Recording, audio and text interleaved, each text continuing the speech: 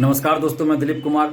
दोस्तों, बीएसएससी प्रथम इंटर स्तरीय बहाली काउंसलिंग का लिस्ट जारी होने, काउंसलिंग की तिथि घोषित होने और काउंसलिंग के लिए डॉक्यूमेंट्स का लिस्ट जारी होने के बाद जो लोग काउंसलिंग लिस्ट में आ चुके हैं यानी कि सफल हुए हैं, वो लोग भी परेशान हैं और जिनका इस सूची में रोल नंबर नहीं है वो भी परेशान हैं। यानी कि इस काउंसलिंग लिस्ट में जो सफल हो गए हैं वो भी परेशान हैं और जो नहीं सफल हुए वो भी परेशान हैं। तो इस वीडियो में हम 53,000 स्टूडेंट्स की बात कर रहे हैं जो आप लोग बीएसएससी प्रथम इंटर स्तरीय बहाली के हैं। उन 53,000 परीक्षार्थियों की बात हम करने वाले हैं। इसलिए आप लोग जो भी इस लिस्ट में जो सफल हुए हैं वो लोग भी और जो असफल हुए हैं दोनों लोग इस वीडियो को अंत तक जरूर सुनिएगा, क्योंकि दोनों के लिए एक आवश्यक संदेश है। यानी कि 53,000 स्टूडेंट्स के लिए, आप सभी के लिए एक आवश्यक संदेश है। तो आप लोग इस वीडियो को अंत तक जरूर सुनिएगा। सबसे पहले हम बात करेंगे कि जिन लोगों का इस लिस्ट में नाम नहीं आया है उन लोगों की बात करते हैं। तो हम हमेशा से ये मांग करते रहे हैं कि चाहे वो बीएसएससी हो या कोई भी बहाली हो, दरोगा बहाली हो, कोई भी, उसमें पारदर्शिता होनी चाहिए। पारदर्शिता का कहने का मतलब ओएमआर शीट की कार्बन कॉपी दे, क्वेश्चन बुकलेट दे, आंसर की जारी हो और रिजल्ट प्रकाशन के साथ ही कटअप और सभी परीक्षार्थियों का मार्क्स जारी करे। और 15 नवंबर को जो हम लोग का आंदोलन था उसमें मुख्य डिमांड यही था कि रैंक लिस्ट जारी हो और जब काउंसलिंग का लिस्ट जारी हो तो रैंक के साथ हो और कट ऑफ जारी हो और सभी का मार्क्स जारी किया जाए। लेकिन उस दिन बहुत कम लोग आंदोलन में आए। कितना कम लोग आए ये बताने में भी मुझे शर्म आ रही है, इसलिए मैं बता नहीं सकता हूँ। तो ये किसकी गलती थी? जब इस मुद्दे पे आंदोलन किया गया तो आप लोग को आना चाहिए था। जो लोग आए उनको हम धन्यवाद देते हैं, लेकिन बहुत कम लोग आए थे और सभी लोग घर बैठे ही चाह रहे थे कि ये सब डिमांड पूरा हो जाए। तो आप लोग नहीं आए, घर बैठे रहे और उसका देखिए परिणाम क्या हुआ। बीएसएससी ने मनमानी की और मैंने पहले ही चेता दिया था आप लोगों को कि अगर 15 नवंबर को आंदोलन में आप लोग नहीं आते हैं तो बीएसएससी फिर मनमानी करेगी। फिर भी आप लोग नहीं आए। हम चिल्ला चिल्ला के बोलते रहे, लेकिन फिर भी आप लोग नहीं आए। तो इसका खामियाजा भुगतना पड़ रहा है आप लोगों को ही। हमें नौकरी नहीं लेना है इस बहाली में, लेकिन हम आप लोग के लिए इतना चिल्ला चिल्ला के वीडियो बनाते हैं, चाहे कुछ भी कर रहे हैं। अभी भी हम 2 दिन से पटना में ठहरे हुए हैं तो सिर्फ आप लोगों की वजह से, और सुबह से लेकर रात तक हम सड़क पे ही रहते हैं आप लोगों की वजह से। और अभी 10:30 से ज़्यादा बज रहा होगा, संभवतः 11 बज गया होगा, और अभी हम रूम पे, वो भी दोस्त के रूम पे आए हैं। आप सोच लीजिए, अभी हम वीडियो बना रहे हैं। तो आप लोग को थोड़ा सा सोचना चाहिए कि जब आप लोग को नौकरी लेनी है तो फिर आप लोग अपने हक और अधिकार के लिए क्यों नहीं आते हैं। 15 नवंबर को अगर आप लोग आ जाते सभी लोग तो फिर आज ये नौबत नहीं आती। बीएसएससी को काउंसलिंग लिस्ट के साथ ही कट ऑफ और सभी परीक्षार्थियों का मार्क्स रैंक लिस्ट जारी करना पड़ जाता। तो अभी भी इसमें जो असफल हुए हैं वो लोग, बहुत सारे लोग कोर्ट जाने की बात कर रहे हैं, तरह तरह की बातें कर रहे हैं। तो मैं बता दूं इस संबंध में स्पष्ट बात कि मैं किसी को कोर्ट जाने से रोक नहीं रहा हूं और न ही कोर्ट जाने के लिए किसी को बोल रहा हूं। ये आप लोगों की मर्जी है। आप लोग कोर्ट जाना चाहते हैं जा सकते हैं, लेकिन मेरे नाम का इस्तेमाल कोई ना करे। जैसा कि मेरे पास मैसेज आया है, व्हाट्सएप का स्क्रीनशॉट लेके भेजा गया है कि कुछ लोग मेरे नाम का इस्तेमाल कर रहे हैं कि दिलीप जी ने कहा है हमें पैसा लेने के लिए, दिलीप जी ने कहा है केस करने के लिए, दिलीप जी बोल रहे हैं हमको पैसा देने के लिए। तो मैंने किसी को पैसा देने के लिए नहीं कहा है, न ही किसी को पैसा लेने के लिए कहा है, न ही केस में किसी को आगे किया है कि आप केस में आगे होइए, सब लोग आपको पैसा देगा। तो आप लोग स्पष्ट रूप से सुन लीजिए कि आप लोग अगर किसी को पैसा दे रहे हैं तो आप अपनी जिम्मेवारी पे दीजिए। इसमें ये नहीं कहिए कि दिलीप कुमार जी ने कहा है इसलिए हम दे रहे हैं। हम स्पष्ट बोल रहे हैं, हमने किसी को नहीं कहा है कि आप आगे होइए या केस लड़िए या केस के नाम पे आप पैसा लीजिए या कुछ कीजिए। हमने कभी नहीं कहा है किसी को।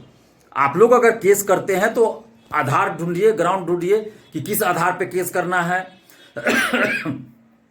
और मजबूत आधार जब हो तब आप केस करना चाहते हैं कीजिए, हम मना नहीं कर रहे हैं। उसमें अगर आपको कोई सलाह चाहिए तो हम दे सकते हैं, वकील के नाम पे जो सलाह हो वो दे सकते हैं। लेकिन इसमें मेरा नाम आगे मत कीजिए कि हम कह रहे हैं तो पैसा दे रहे हैं या दिलीप कुमार कह रहे हैं इसलिए हम पैसा मांग रहे हैं।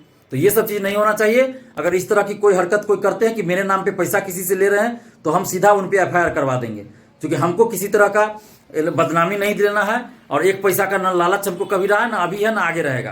क्योंकि ये सब में होता है, जब भी इस तरह का कोई रिजल्ट आता है तो बहुत लोग, 2-4 लोग ऐसे होते हैं जो घुस जाते हैं छात्र के रूप में और वो लोग पैसा वसूलने लगते हैं और वकील को कुछ फीस, वकील का फीस कुछ होगा, कुछ फीस देंगे और बाकी पैसा पॉकेट में मार लेंगे, खा जाएंगे। तो ये सब में हमको बदनामी नहीं चाहिए। हम किसी को पैसा देने के लिए नहीं बोले, ना ही किसी को पैसा लेने के लिए बोले। तो आप लोग जिनको भी आप पैसा दे रहे हैं या दीजिएगा तो आप लोग उनका जो एडमिट कार्ड जरूर देख लीजिए कि वो परीक्षार्थी आपके हैं या नहीं, और उसका आधार कार्ड देख लीजिए कि वो एड्रेस क्या है नहीं है। ऐसा ना कि पैसा किसी को दे दीजिए, पता चला लेके भाग गया, आप ढूंढते रह जाइए। तो ये सब नहीं होना चाहिए। आप लोग भी समझदार हैं, पढ़े लिखे हैं, तो थोड़ा आप लोग समझदारी दिखाए। हड़बड़ाहट में ये नहीं कि आपके इमोशन का कोई फायदा उठा ले। तो इस तरह से नहीं होना चाहिए। आप सोच समझ के जो भी कीजिए, हरकत कीजिए। और जो लोग केस करना चाहते हैं, हम उनको मना भी नहीं कर रहे हैं। आप लोग को लगता है कि गलत है, बीएसएससी ने कट ऑफ नहीं दिया, मार्क्स नहीं बताया, और जो भी आधार हो आप लोग जा सकते हैं कोर्ट, मैं मना भी नहीं कर, लेकिन एक सोच समझ के जाइए, रणनीति के तहत जाइए, तब अच्छा होगा। ऐसा नहीं कि उठे और चल गए कोर्ट में केस कर दिए, तब तो आप केस हार जाइएगा ऐसे ही।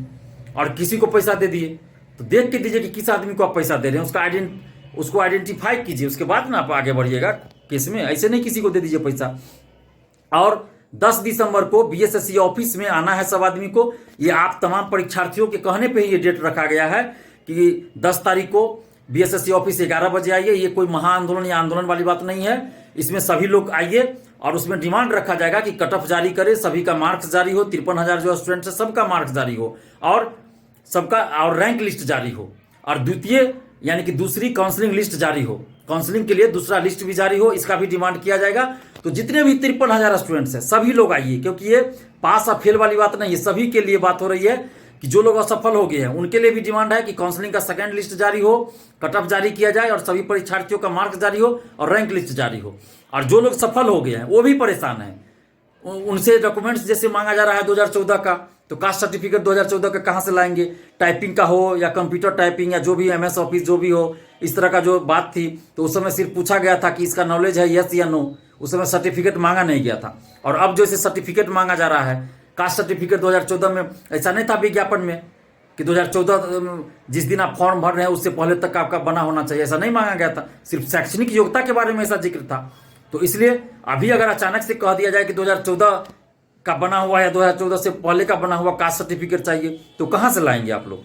तो सभी परेशान हैं। तो इसलिए सभी लोग आइए, जो सफल हो गए हैं इस काउंसलिंग लिस्ट में, जिसका रोल नंबर है वो भी आइए, और जो असफल है वो भी आइए, क्योंकि सबका मुद्दा इसमें शामिल है। हम बार बार कह रहे हैं, आप लोग अगर अभी एकजुट नहीं हुए तो फिर इस बहाली में पूरा सीट भी नहीं भरेगा। इस बात को ध्यान रखिएगा, क्योंकि सरकार जो है इस बहाली को पूरा करना नहीं चाहती है। 13,120 पद है, और क्या क्या गया है 2015-16 तक ये बहाली पूरी होनी चाहिए थी ना। और क्या क्या गया है कि हर एक ब्लॉक में, हर एक जिला मुख्यालय में, समाहरणालय में अनुबंध पे 6,000-7,000 में बहाल कर लिया गया है स्टाफ को, और उनको अनुबंध पे रखा गया। वो भी किसको बहाल किया गया है? तो जो मंत्री विधायक अफसर के पैरवी वाले हैं, जान पहचान, उनको पैसा लेके बहाल कर दिया गया। और साजिश क्या है कि उनको एक्सटेंशन दे दे के अंततः उसको परमानेंट कर दिया जाएगा, और इस बहाली को पूरा नहीं किया जाएगा। इस बहाली में सीट खाली रह जाएगी और इसको आगे की बहाली में जोड़ दिया जाएगा। तो अगर आप लोग चाहते हैं कि 13,120 पदों पे बहाली हो और आप लोग को नौकरी मिले, तो ये अंतिम रूप से आंदोलन है। इसके बाद हम फिर बार बार आंदोलन नहीं होता है। आप लोग 15 नवंबर को नहीं आए, इसका बहुत मुझे तकलीफ है। और उस दिन अगर आप लोग आ जाते सभी लोग, तो आज ये नौबत आती ही नहीं कि बीएसएससी मनमानी करती। आप लोग 15 नवंबर को नहीं आए, इसलिए बीएसएससी मनमानी कर रहे हैं। और अभी भी हम अंतिम रूप से आप कह रहे हैं, इसके बाद हम नहीं कहेंगे। अगर 10 दिसंबर को आप लोग नहीं आए, घर बैठे रहे, तो आप इस बात को याद रखिएगा कि ये 13,120 पदों पे बहाली नहीं होगी। आधा से ज्यादा सीट खाली रह जाएगा, और अगली बहाली जो होगी उसमें उस सीट को जोड़ दिया जाएगा। तो अब आप लोग सोचिए, 7.5 साल से इंतजार कर रहे हैं, और ये बहाली में अगर सीट नहीं भरा जाएगा तो इसके लिए दोषी आप लोग होइएगा। अब आयोग और सरकार नहीं होगी, आप लोग जिम्मेवार होइएगा। क्योंकि आप लोग जब नहीं आ सकते हैं एक दिन, तो फिर इसके लिए किसी और को दोषी कैसे मानिएगा? आप एग्जाम देने 300-400 किलोमीटर दूर जा सकते हैं, आप कोर्ट में केस करने के लिए पैसा खर्च करने के लिए भी तैयार है, पटना आने के लिए भी तैयार है। लेकिन अगर बीएसएससी ऑफिस आना हो, गर्दनी बाग आना हो, तो आप लोग नहीं आते हैं। तो ये कहीं ना कहीं गलती आप लोगों की भी है। तो 10 दिसंबर को जो 53,000 स्टूडेंट्स आप लोग हैं, सभी लोग आइए। जो पास कर चुके हैं इस काउंसलिंग लिस्ट के अनुसार वो भी, और जो फेल कर चुके हैं वो भी आइए, क्योंकि सेकंड काउंसलिंग लिस्ट हर हाल में जारी होगा और करवाना है हम लोग को। अगर आप लोग नहीं साथ दीजिएगा तो फिर नहीं होगा। हम भी अकेले क्या करते रहेंगे? तो इसलिए आप लोग 10 दिसंबर को सुबह 10 बजे बीएसएससी ऑफिस आइए, और बीएसएससी के सचिव अध्यक्ष से मिलके अपनी अपनी मांगों को रखिए। आप लोग का जो भी डिमांड है वो सभी डिमांडों को रखा जाएगा। जैसे दिव्यांग लोग जो है, उन लोग को भी शिकायत है। बहुत सारे दिव्यांग लोग फोन किए कि उन लोग का किसी का रिजल्ट ही नहीं है।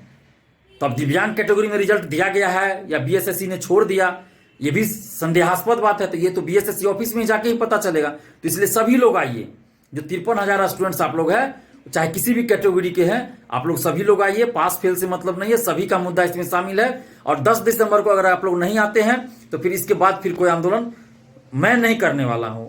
तो फिर इसके लिए आप लोग जिम्मेवार होंगे, फिर मुझे मत कहिएगा। आप लोगों ने ही कहा है, दिन भर मेरे पास फोन आता है, बहुत सारे लोगों का हम फोन भी रिसीव नहीं कर पाए हैं क्योंकि दिन भर फोन ही आते रहता है। तो जिन लोगों का फोन रिसीव नहीं कर पाए हैं उनको हम बारी बारी से कॉल भी कर रहे हैं। तो हो सकता है आप लोगों में से बहुत लोगों का फोन रिसीव हम नहीं कर पाए होंगे, क्योंकि दिन भर कॉल आता है तो बहुत सारे लोगों का फोन हम रिसीव नहीं कर पाते। इसी में हमको और भी काम करना रहता है, जैसे आप ही लोग के काम के लिए हम यहाँ से वहाँ दौड़ रहे हैं।